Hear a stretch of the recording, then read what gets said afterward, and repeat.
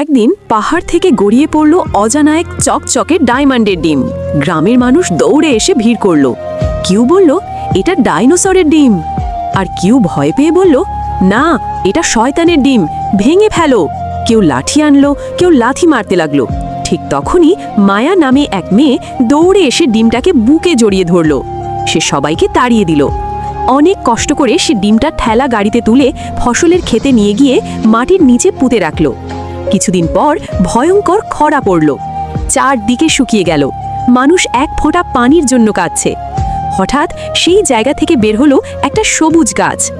কয়েকদিনেই সেটা বিশাল হয়ে গেল। আর আশ্চর্য ব্যাপার, গাছের ডালে ডালে ঝুলছে চকমকে ডায়মন্ডের ডিম। কৌতূহল নিয়ে মায়া গাছটাকে ছুঁয়ে দিল। মুহূর্তেই সব ডিম ভেঙে পড়ল। ভেতর থেকে বের হলো স্বচ্ছ পানি আর হাজার হাজার মাছ। পানি ছড়িয়ে পড়তেই নদী, মাঠ, গাছ সব আবার জীবন্ত হয়ে উঠল। পুরো গ্রাম আনন্দে ভরে গেল। কিন্তু দূরে দাঁড়িয়ে মায়া কাঁদছিল, কারণ এত বড় ভালো কাজের পরও তার এই গল্পে কেউ লাইক বা কমেন্ট করেনি।